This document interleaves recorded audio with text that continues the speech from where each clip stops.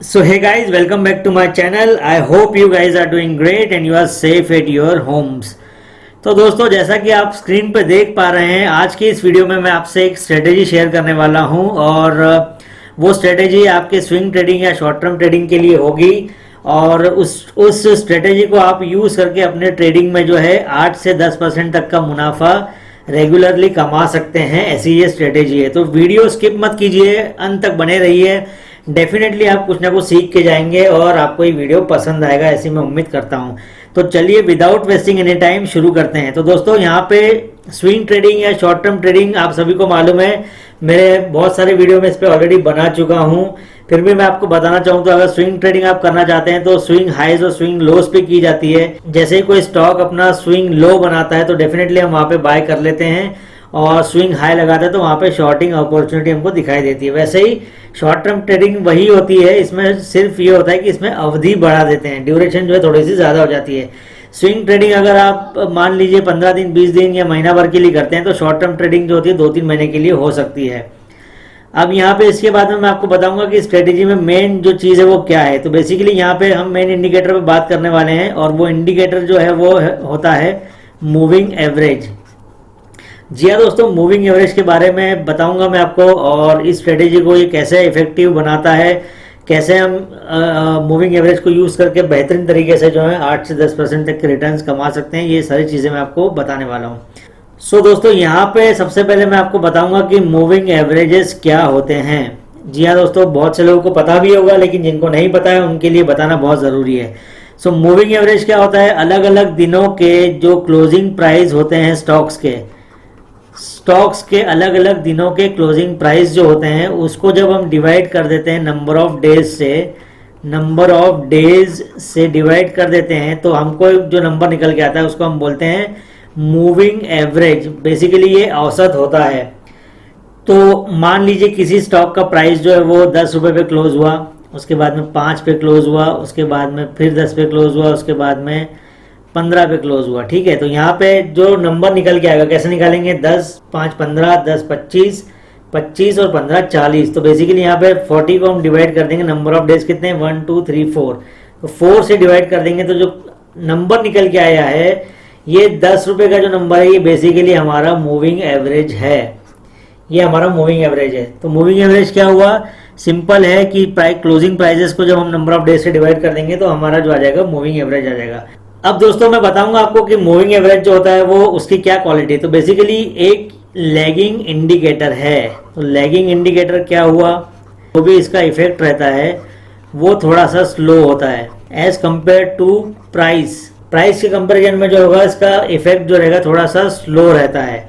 मतलब प्राइस ने मूवमेंट ले लिया, उसके बाद में ये आपको बताएगा कि इस प्राइस ने ऐसा मूवमेंट लिया है। तो नॉर्मली क्या होता है, इसको यूज़ करने में लोग जो है भूल करते हैं, चूक कर देते हैं। नॉर्मली क्या होता है कि इसमें कुछ भी जरा से इंडिकेटर मिला हो, लोग तुरंत उसमें ट्रेडिंग कर लेते हैं और अपना लॉस कर बैठते हैं। इसमें होना ये चाहिए कि अगर ये लैगिंग इंडिकेटर है तो इसको पहले इसका इफेक्ट आने दीजिए, और उसके बाद में देखिए कि ये सस्टेन कर रहा है, उसके बाद में उसमें आप कोई पोजीशन बनाएंगे। तो बेसिकली मूविंग एवरेज को थोड़ा सा कॉशियसली यूज़ करना चाहिए।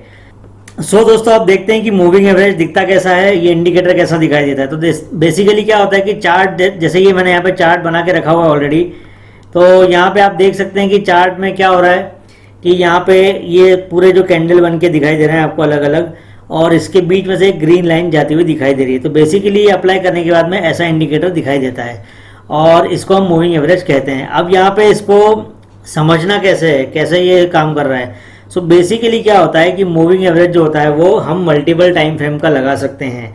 चाहे तो आप एक मूविंग एवरेज लगा सकते हैं या अलग अलग मूविंग एवरेज लगा सकते हैं। स्टॉक मार्केट में जो है वो 2-3 मूविंग एवरेजेस जो है बहुत फेमस है। सबसे पहला जो होता है वो होता है 20 डेज का मूविंग एवरेज, 20 डेज DMA जिसको बोलते हैं, डेज मूविंग एवरेज। उसके बाद में एक होता है 100 डेज का मूविंग एवरेज। ये हो गया 100 डेज का मूविंग एवरेज। तो ये दो चीज़ें स्टॉक मार्केट में बहुत फेमस हैं और नॉर्मली इसी को प्रैक्टिकली लगाया जाता है।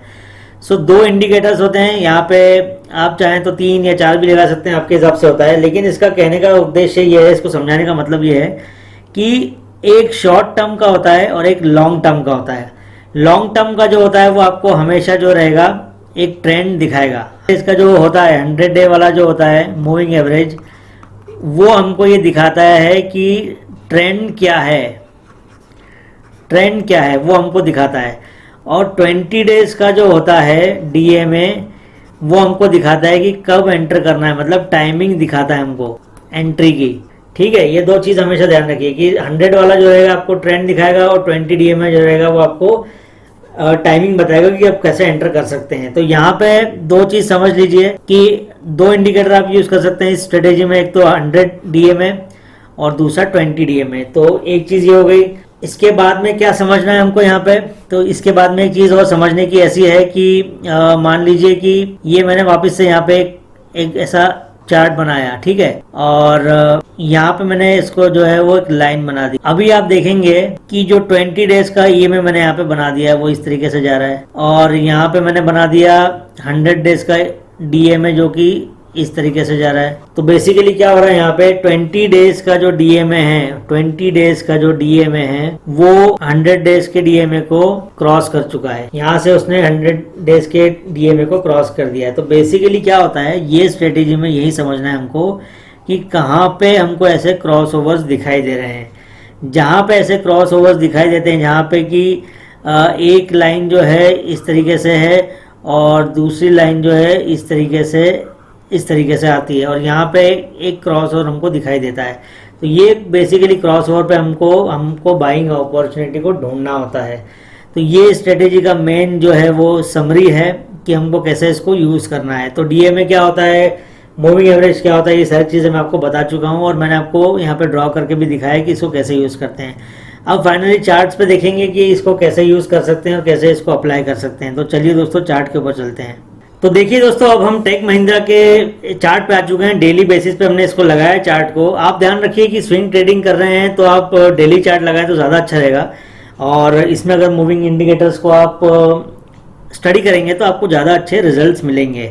तो यहाँ पे कैसे समझेंगे इसको, तो बेसिकली दो इंडिकेटर्स लगाए हैं। एक जो ब्लू वाला है वो आपका हो जाएगा 20 डेज का, ये आपका हो जाएगा 20 डीएमए, और जो ये वाला है आपका हो जाएगा 100 डीएमए। तो ये आपको सेटिंग करना है। जैसे ही आप लगाएंगे तो डिफ़ॉल्ट वाला जो 9 दिन का हो सकता है, 10 दिन का हो सकता है, उसको हटा के आपको यहाँ पे 20 और 100 दो अलग अलग यहाँ पे इंडिकेटर्स लगाने हैं। ये लगाने के बाद में आपको कुछ इस तरीके से दिखाई देगा।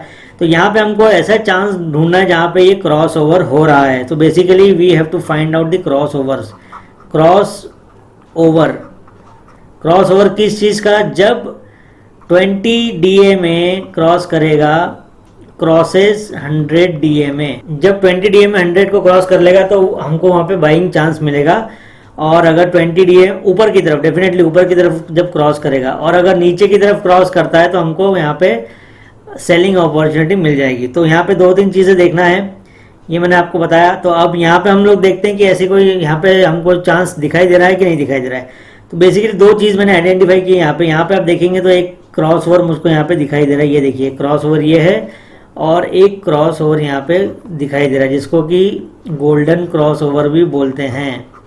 तो ऐसे क्रॉस ओवर्स ढूंढना है हमको, और वो कैसे मिलेंगे, तो ये तो अभी चार्ट बनाया है इसलिए आपको इसमें इजीली मिल जाएगा। लेकिन जब आप लाइव चार्ट में देखेंगे तो आपको देखना पड़ेगा कि ये यहाँ कहाँ पे क्रॉस होता हुआ दिखाई दे रहा है। चूंकि ये डेली बेसिस पे देख रहे हैं तो आपको थोड़ा सा वेट करना पड़ेगा, एक दिन का उसको एस्टेब्लिश होने दीजिए, उसको सस्टेन करने दीजिए, उसके बाद में आप यहाँ पे कोई डिसीजन लेंगे।